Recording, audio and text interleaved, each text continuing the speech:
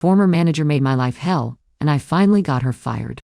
I was desperate to join a new job after my husband and I were both laid off last year. When I was offered a new role, I knew it would be a step down from what I was doing, but the manager and the team seemed great, and that part has not changed. However, since my manager Gary was so busy, he basically offloaded me to another manager, Jane. I was supposed to be the connection point between my team and Jane, but it quickly became Jane micromanaging me. She would ask me to work through lunch, cancel vacation days, call at 11 p.m. on weekends, and order me around on phone calls. She also made nasty comments about my weight and said I was big for my race. The list of personal slights so long that it filled 3 pages. I would talk back to her and she did not like that, and that provoked her more. I only stayed because we needed to pay the bills. Finally, I had a mental breakdown on a Friday afternoon, after she yelled at me for something trivial about scheduling a meeting, without including someone from her team who I didn't know about. I was dealing with a family tragedy and couldn't take it anymore. I told Gary about the situation with Jane, and he was sympathetic, and not at all surprised considering half her team quit. He immediately offered to move me to a different team under him. I was thrilled. Well, turns out going to the new team didn't help. Jane continued to order me around from afar. When I ignored her emails, she came to my desk one day and started loudly talking about how I am not qualified for this role.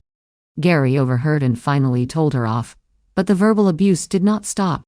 After 2 months there, I abruptly wrote my resignation letter and stapled the list of Jane's offensive comments and CC'd everyone. Gary offered a bunch of accommodations to try to keep me, but seeing how she was still provoking from afar, I said the only way for me to stay would be for her to go, and he did not have authority to let her go. Her manager was in a different country, and despite several HR complaints from at least 5 people, nothing was done. So I left, loudly, and without shame, telling everyone exactly why I was leaving. Times were very bad for 3 months. There were nights we would eat slices of bread just so we could pay the mortgage and emergency expenses from a health crisis and a funeral. Even after he found a job, we were still catching up on bills and still are. I spent months applying to 5-10 roles per day, sometimes over 20. Last month I saw a public memo about a big shot from a former company joining the company I just left. I used to work with this guy closely and texted him a congrats. Let me know if you need any insights on the new place. We had a quick call where I told him some ins and outs, where I thought they could innovate. After this call, he asked me to join the team as his chief of staff. I accepted. Imagine Jane's shock when we had our first all-hands call.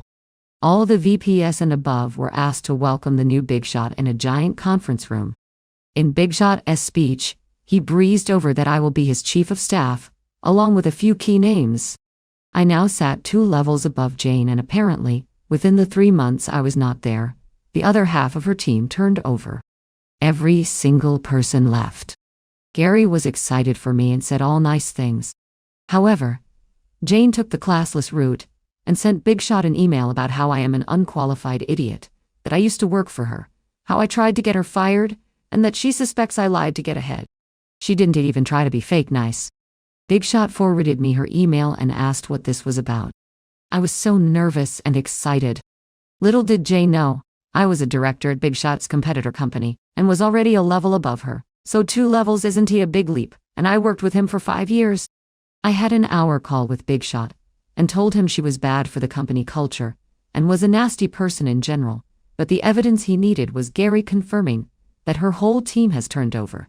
My prior resignation letter, which was still sitting on my desktop when I logged in upon return, and a few other nasty emails she sent her recent staff, which they were happy to share with us. Big Shot fired Jane on Friday.